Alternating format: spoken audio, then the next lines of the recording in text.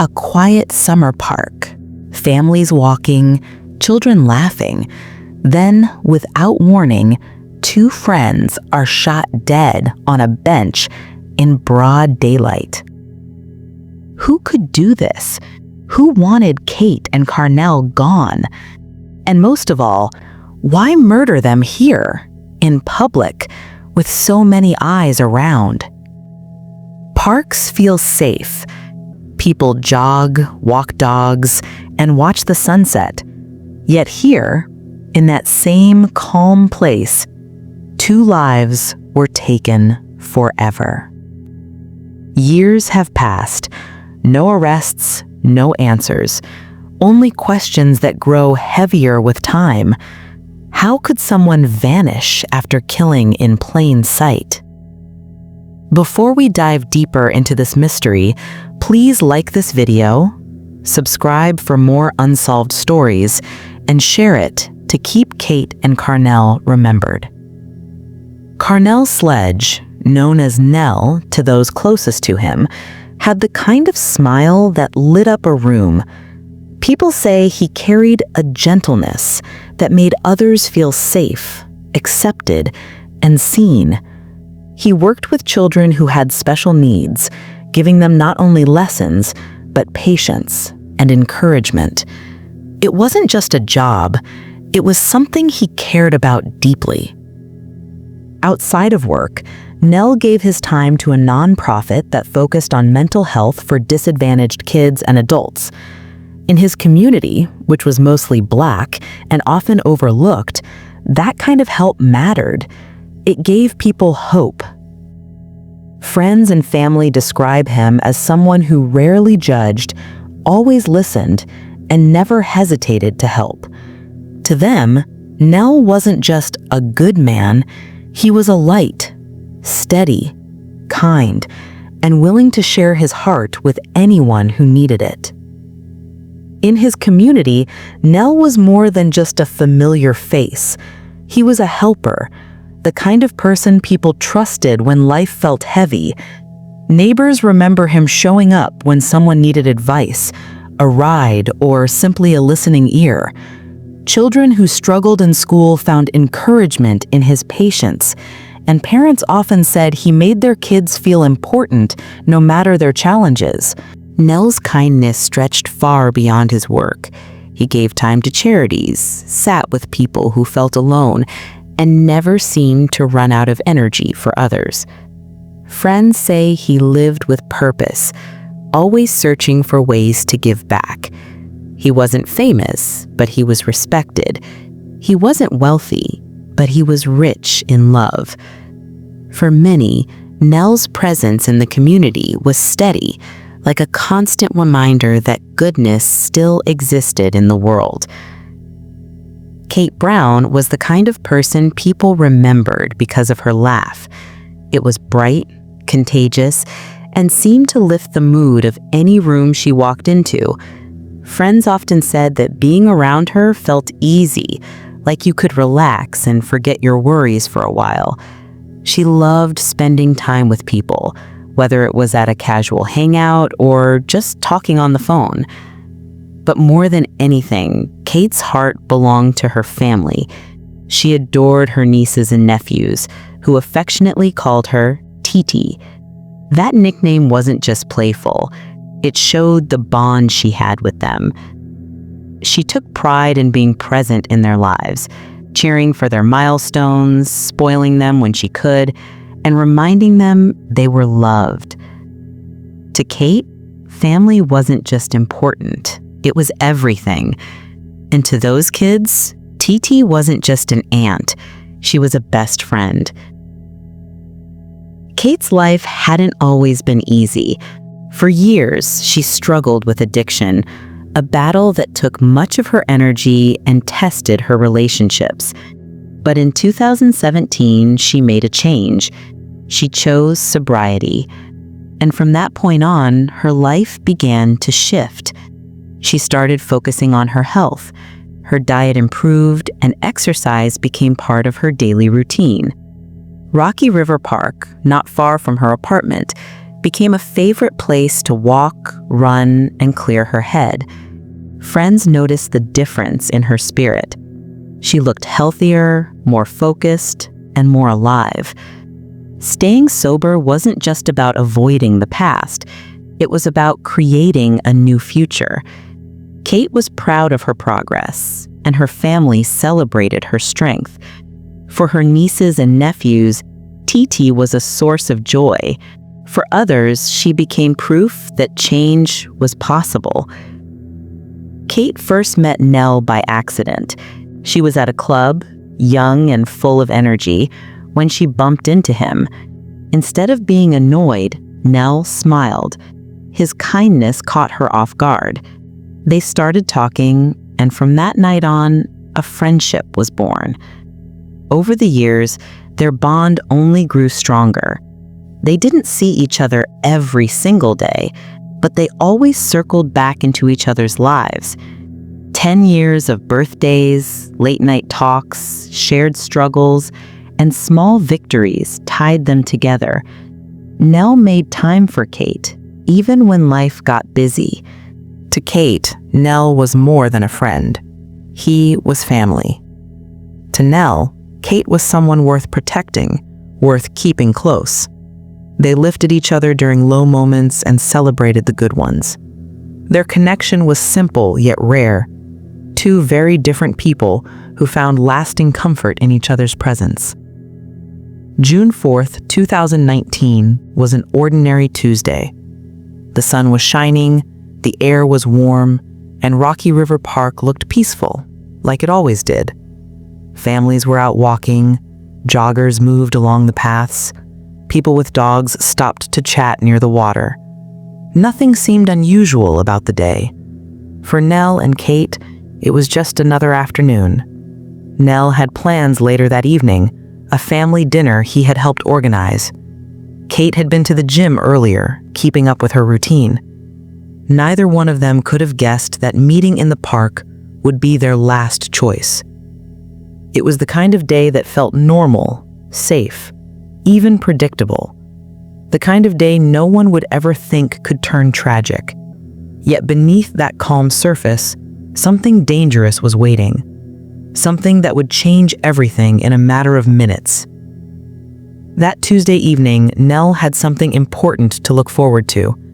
He had planned a family dinner at his grandmother's house, set to start around 5:30.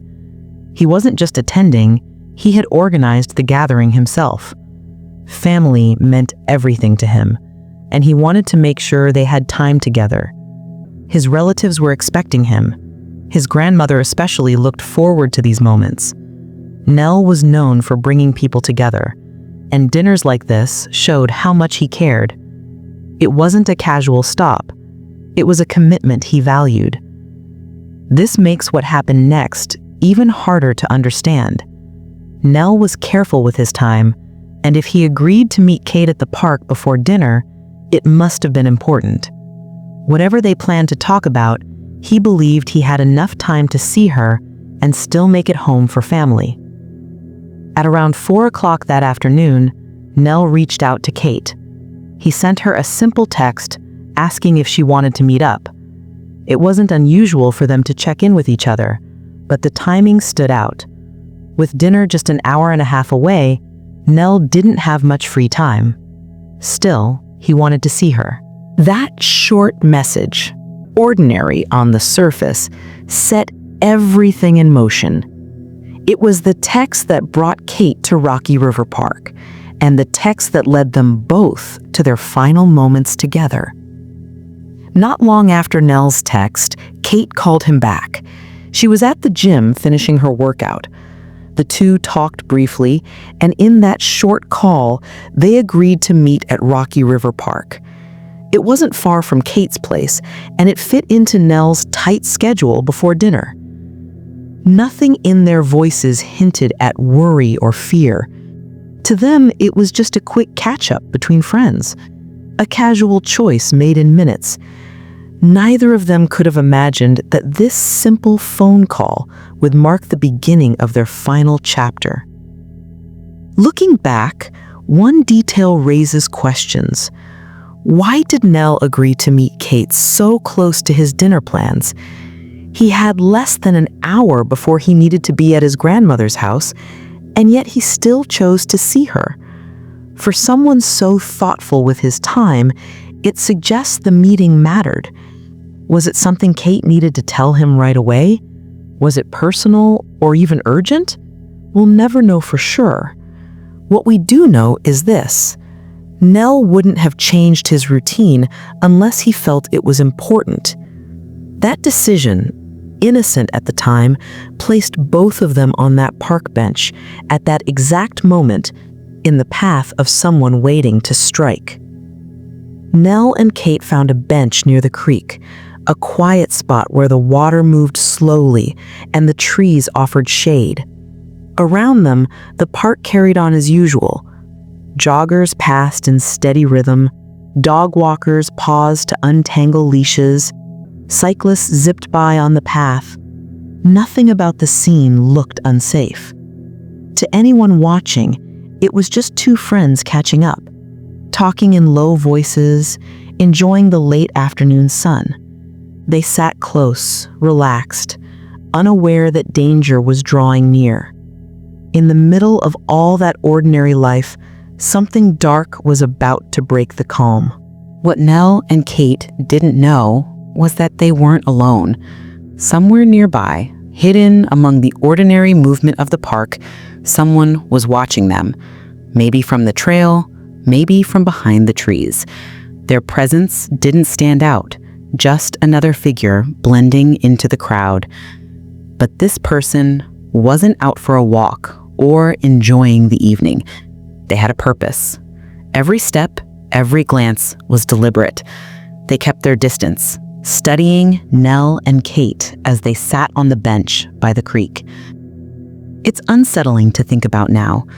While the two friends spoke openly, unaware, another pair of eyes followed them, silent, patient, and waiting for the right moment. The calm of the park shattered in seconds. Without warning, gunfire tore through the air, loud, sharp, impossible to mistake.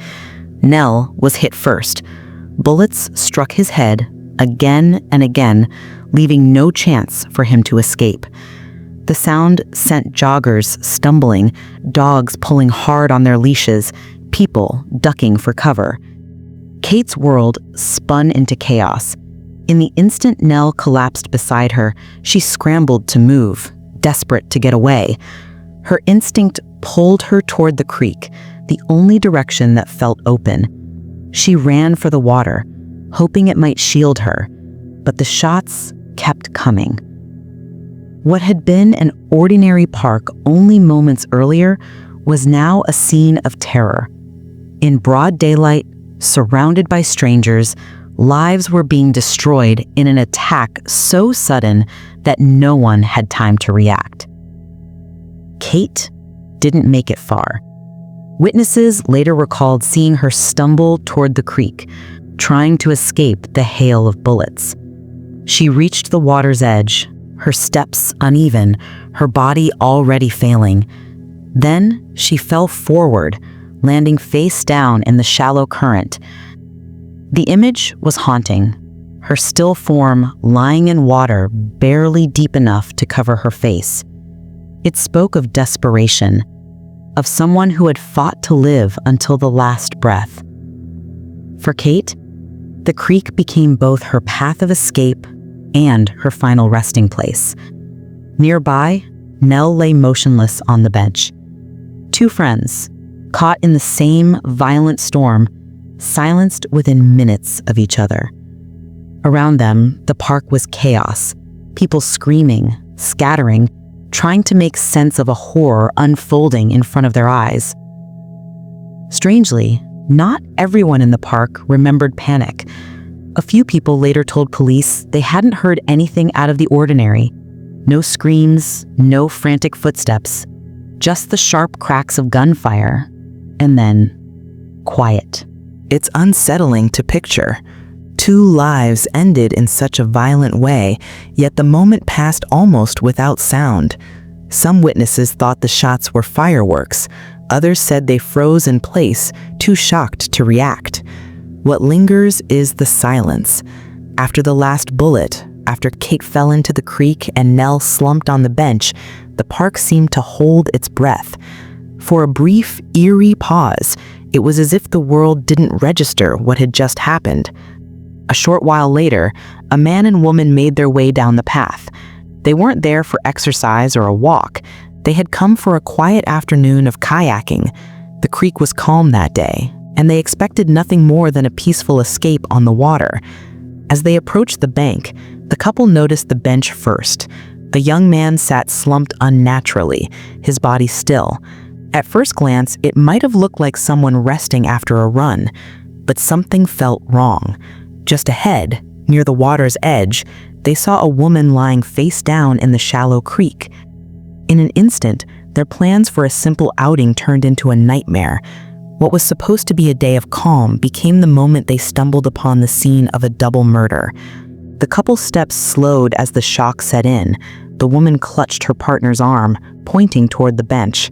They drew closer, hesitant, almost hoping their eyes were playing tricks. But then they saw the truth. The young man wasn't resting. He was lifeless. His body leaned awkwardly, head slumped forward, his skin already pale but still warm to the touch when the man reached out. The horror deepened when they looked beyond him. The ground nearby was marked with blood, a stark contrast against the grass. This wasn't an accident. It wasn't a collapse from exhaustion. The couple realized, with growing dread, that they had stumbled upon a fresh crime scene, one so recent that the air still carried the weight of violence. Just a few feet from where Nell had fallen, the creek told the rest of the story. The couple's eyes shifted to the water, and there she was, a young woman, face down, her hair spread out in the shallow current.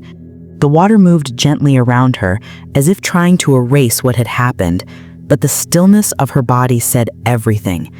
The woman gasped, unable to look away. It was clear this was no feint or accident. Kate hadn't gotten back up. The couple stood frozen between the bench and the creek, their peaceful afternoon shattered by the sight of two lives ended within arm's reach. Not far from the scene, another person sat in a parked truck.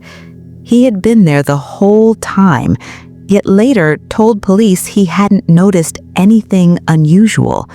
No figures running, no screams tearing through the air, not even the sharp cracks of gunfire that others swore they heard. From his spot, the park looked calm, ordinary. He remembered glancing out the window, seeing nothing more than people passing by on the trail. To think that only yards away, two people were losing their lives, it was almost impossible to believe. His silence added another layer to the mystery. The couple by the creek snapped out of their shock long enough to call for help. Their voices shook as they described what they saw, words tumbling out in fragments. Within minutes, sirens cut through the stillness, the sound rising over the park. Police cars pulled in fast, doors flying open, officers rushing toward the scene. Yellow tape was unrolled, stretching across paths where only moments ago families had been walking. Joggers who hadn't fled stood frozen. Their mourning turned into something unrecognizable. The calm park filled with flashing lights, radios crackling, and the heavy knowledge that nothing would ever feel the same here again. Detectives studied the scene with grim focus. The placement of the bodies, the lack of warning, the speed of it all. It didn't feel random. Whoever fired those shots had moved with purpose. They knew where to strike, how to vanish, and when to slip away. The park was open, yet no one had seen a clear figure fleeing. That detail bothered investigators most. It suggested the shooter wasn't a stranger passing through, but someone who understood the paths, the angles, even the blind spots. Precision like that hinted at planning, and planning meant the victims had likely been marked before the first bullet ever flew. When officers checked the bodies, one thing became clear right away. This wasn't a robbery gone wrong. Nell still had his wallet. His phone was in his pocket. Kate's jewelry was untouched, her laptop and bag sitting nearby. Even their cars, parked only a short walk away, were left exactly as they had been. Nothing was missing. Nothing of value had been taken. The killer hadn't come for money, or possessions, or a quick escape. That realization tightened the case into something colder. Whoever pulled the trigger wasn't after things, they were after Nell and Kate themselves. In the days that followed, the community looked to police for answers. But instead of clarity, they were met with silence. Authorities released only the bare facts that 2 people had been killed in the park, that it was an active investigation, and that no arrests had been made. Reporters pressed for details, asking about weapons, suspects, even whether the victims had been targeted. Each time, officials avoided specifics. Statements were short, clipped, and repeated as if scripted. For locals desperate to understand what had happened, the lack of information felt unsettling. It was as though pieces of the truth were being held back, locked away behind closed doors, leaving only questions to spread in the open air. For the families, the news was almost too heavy to carry. Nell's relatives couldn't make sense of it. He had no enemies, no reason anyone would want him gone. Friends remembered his easy smile, the way he cracked jokes even on hard days. Kate's loved ones spoke of her energy, her plans for the future, the kind of life she was building piece by piece. None of it fit with the violence that ended their lives. The randomness, the cruelty, left everyone searching for meaning where there was none. In living rooms and kitchens, the question echoed, why them? And no one had an answer. As days passed, the silence from police only fueled the noise outside. News outlets ran every angle they could find, some hinting at a stalker, others whispering about a secret feud. Online forums picked up scraps of information, spinning them into full-blown theories. Was it a random shooter hiding in the trees? A planned hit carried out with chilling precision? Or something stranger, an act tied to secrets no one had uncovered yet? Each idea spread faster than the last, leaving the truth buried under layers of rumor. For the public, mystery filled the gaps where facts should have been. One theory hit harder than most. Some pointed to the fact that Nell and Kate were an interracial couple. It wasn't the kind of thing that should matter, but in certain corners of the city, it still did. Near the park, walls carried gang graffiti, symbols known to mark territory, and, sometimes, hostility. Reporters asked if the attack could have been a hate crime, but officials gave no clear answer. For families and neighbors, the thought was unbearable. The idea that love itself could have made them targets only deepened the grief, adding another shadow over a case already drowning in mystery. Another possibility began to spread, whispered first in hushed conversations, then louder in the media. What if the shooting had been part of a gang initiation? The idea fit the cruel precision of it, the sudden violence, the public setting, the fact it happened in broad daylight. To prove allegiance, some said new recruits were sometimes forced to carry out acts that shocked a community, leaving fear in their wake.